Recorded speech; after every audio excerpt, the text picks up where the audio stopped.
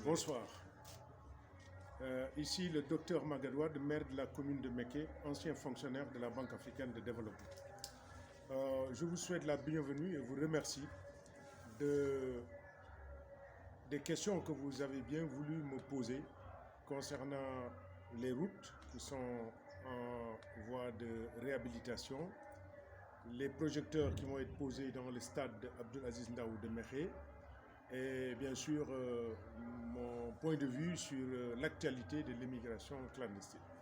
Bon, pour les routes, nous l'avions déjà inscrit dans notre programme de campagne électorale pour être maire de la commune de Méké. Nous avions promis de nous lancer dans la réhabilitation du réseau routier. Mais évidemment, vous savez, c'était un programme, c'était une ambition.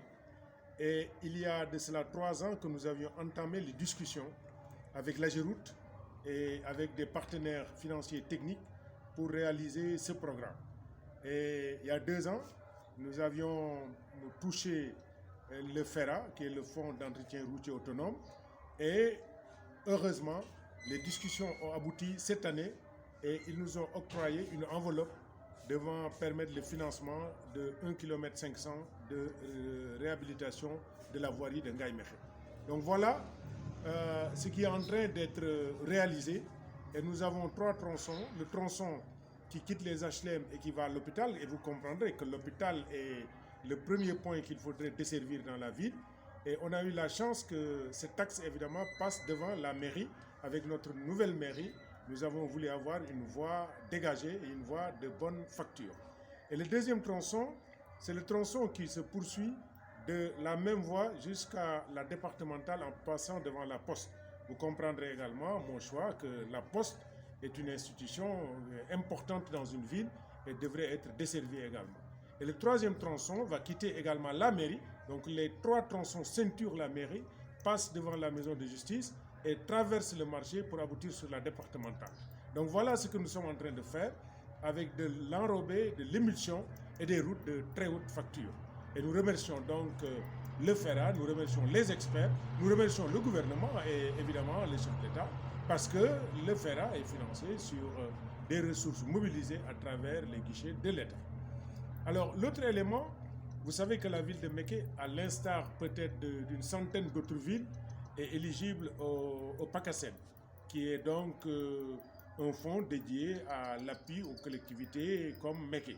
Et dans ce cadre également, et avec les ressources supplémentaires que nous avons pu mobiliser, nous avons décidé de renforcer le stade pour la jeunesse, de renforcer les structures de sport, notamment les parcours sportifs, les terrains de basket et le football. Et le football, nous allons mettre des projecteurs. Et pourquoi des projecteurs? D'abord parce que nous savons qu'au moment des navetanes, souvent le soleil se couche assez tôt. Et le deuxième élément, nous sommes dans une ville ouvrière. Les artisans ne peuvent pas aller au football à 16h. Ils finissent le travail vers 17h, 18h. Et nous savons qu'en faisant des matchs nocturnes, nous aurons beaucoup plus de mobilisation et tout le monde va être intéressé. Et les jeunes également, nous avons eu des talents par le passé. Et nous voulons conserver ces talents, les enrichir pour que demain, les Maradona, les Eto'o et autres viennent de Mékhé, effectivement. Et nous leur donnons la chance. Et nous allons ajouter à l'infrastructure de football une infrastructure de basket, un terrain de basket dans le stade et qui va permettre donc de réunir la jeunesse et de pouvoir s'éclater. Pourvu, bien sûr, que nous ayons un comité de gestion digne de ce nom, évidemment, qui puisse permettre de mobiliser des ressources supplémentaires qui serviront à l'entretien du stade. Parce que des projecteurs, ça utilise de l'électricité, ça coûte cher également et il faudrait donc que l'on puisse payer ces factures et payer l'entretien du stade. D'autant que nous avons un stade de très haute facture et je crois que c'est l'un des plus beaux de la région, à part peut-être à 2 comparaisons près, nous avons les plus beaux stades. Donc aujourd'hui, nous sommes en train de moderniser notre ville. Nous avons une ville qui se réveille. Nous avons Ngaye Mékhé qui est de retour sur la scène nationale. Et pourvu qu'on travaille un tout petit peu, que les Mécois se mobilisent, que l'on arrête les politiques politiciennes, que l'on arrête les positions partisanes et qu'on n'a qu'un parti, on n'a qu'une ambition, on n'a qu'un bien, c'est la ville de Mékhé, c'est la commune de Mékhé. Nous y arriverons. Pour l'immigration clandestine, il y a 2 choses. Il y a le manque d'emploi parce que si nous parvenons à passer de l'artisanat à la petite et moyenne industrie, nous créerons de la richesse et de l'emploi. Et les jeunes vont être fixés. Si nous parvenons à avoir des centrales d'achat et que les jeunes puissent travailler aisément, avoir des valeurs ajoutées à ce qu'ils font et avoir des revenus supplémentaires, ils auront également le courage de rester. Mais il faudrait que l'on arrête les vendeurs de rêves. J'ai été au courant de ce qui s'est passé, j'ai fait une enquête. Et la plupart des jeunes qui sont partis de Ngaï, c'est un vendeur de rêves qui est venu leur dire « Moi, je vous amène de Ngaï en Espagne, en Italie. » C'est comme si je vous amène à Dakar ou à Saint-Louis. Et la mer, pour moi, c'est comme l'autoroute. Et j'ai amené 4 bateaux, 5 bateaux, c'est faux. Et quand le jeune il se retrouve en plein océan, il se rend compte qu'il a un danger, il a 300 mètres de profondeur en bas. Et ils ne savent pas nager. Où est-ce que les jeunes de Méké? Quand je parlais de piscine dans mon programme, les gens rient en disant oui, le maire, il veut nous embourgeoiser. Mais parce que moi, j'ai appris à nager très tard. Moi, je suis né à Méké. J'ai appris à nager peut-être j'avais 35 ans. Parce que je prenais les avions tous les jours. Je passais 75% de ma vie dans les avions.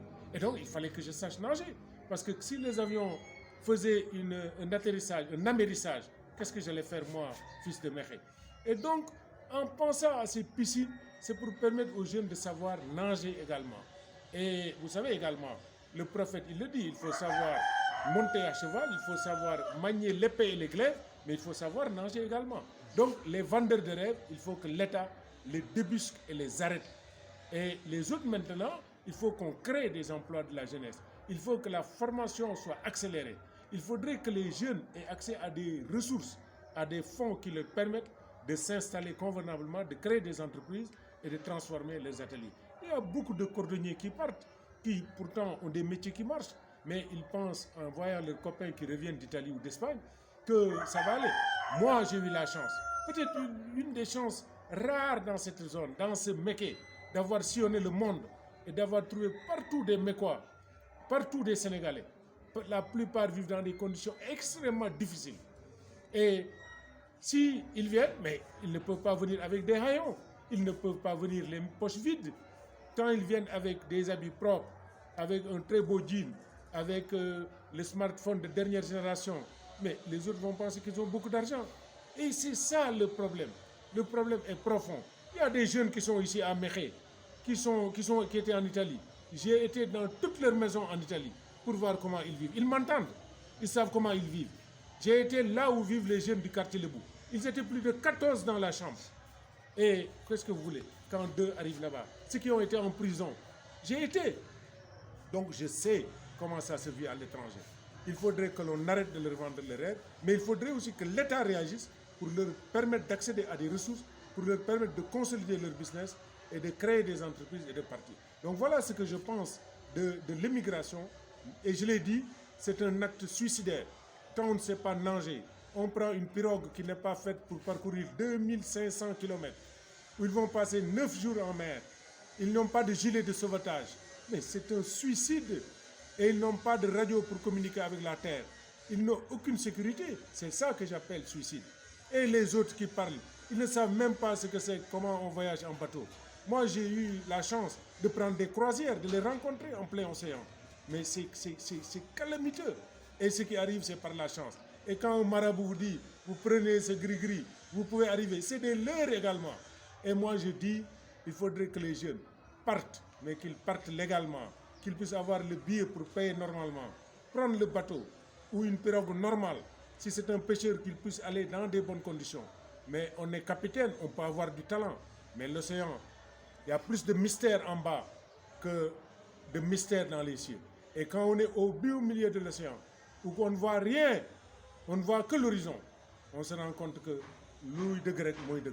Et je conseille à mes jeunes de lutter, c'est très difficile, de se battre pour gagner leur vie. Et je demande à l'État de réformer le secteur de l'accès à l'emploi et de l'encadrement à la formation professionnelle. Il faut faire rêver ces jeunes pour qu'ils aient l'ambition de rester, pour qu'ils aient envie de rester, pour qu'ils aient envie de vivre en Ngaï et en Mékhé et au Sénégal. C'est ça que je suis en train de faire. Et en leur donnant ces stades, en restructurant le secteur de l'artisanat, en construisant une ville moderne, en leur donnant l'envie d'être et en leur servant d'exemple.